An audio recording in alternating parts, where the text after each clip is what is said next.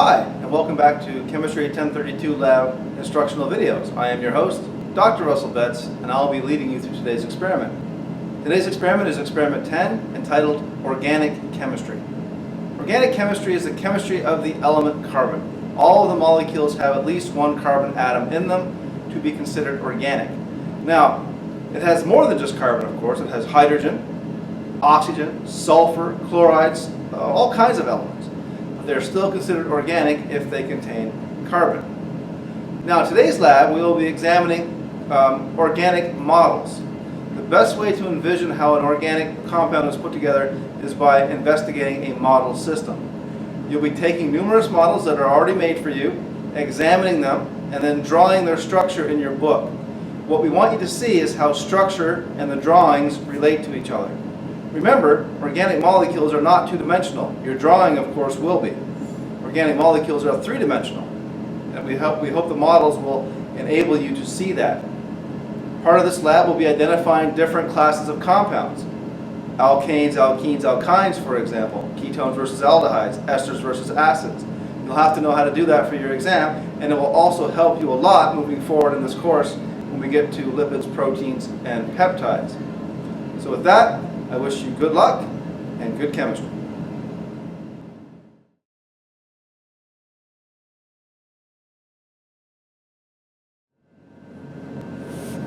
Here we have a model of an organic compound. This model happens to be ethanol. As you can see, we have numerous balls attached to each other via these little gray pieces of plastic. These gray pieces of plastic are single bonds. We have black balls, we have red balls, and we have white balls. The black balls are always carbon. The red balls are always oxygen, and the white balls are always hydrogen. So in the molecule ethanol, we have two carbons, here's one, here's the other, that are bonded together with a single bond. One of the carbons is attached to an oxygen with a single bond. On that oxygen, there is a single bond to hydrogen, and that's where the molecule stops.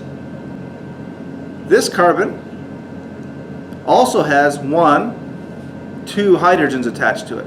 So there's its four bonds. Remember, carbon must have four bonds.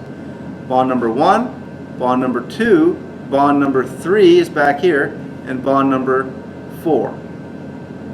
Now, this carbon also has four bonds. It must have four bonds. Carbon always has four. 1, 2, the back here attached to this hydrogen right here. You can see it on the camera. There we go. This one right here.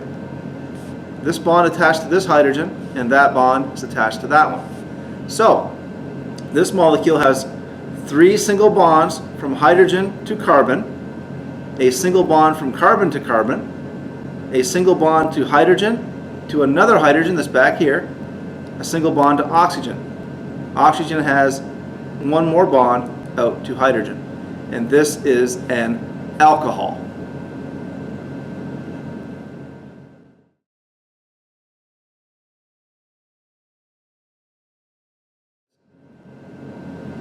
Here we have a slightly more complicated organic compound. This is acetone. Acetone is a ketone. Remember, ketones have one carbonyl group attached to two carbons. So here we have a carbon. Remember, the black balls are carbon. Attached to a different carbon here in the center, and another carbon right here. The center carbon is double bonded. Now, can you see that there's two bonds here? There's a bond here, and there's a bond down here. So this carbon is bonded to that oxygen twice. So this is called a double bond. So there's two plastic bendy bonds going from the carbon to the red oxygen. This carbon is also attached to another carbon over here. Now let's take a look at the central carbon. See if I can do this on video. The central carbon is a bond from here to here, a bond from here to here. There's two bonds, and now two bonds to oxygen, giving the center carbon the octet.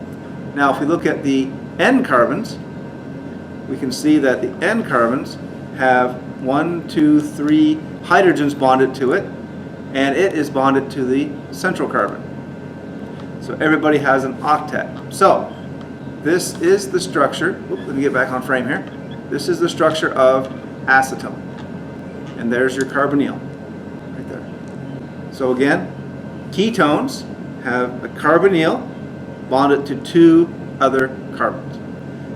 So this is how you look at organic models, and you would draw this in your book. You would simply draw a carbon double bonded to oxygen, and that carbonyl carbon bonded singly to the carbons beside it, and then draw in the hydrogens on the carbon.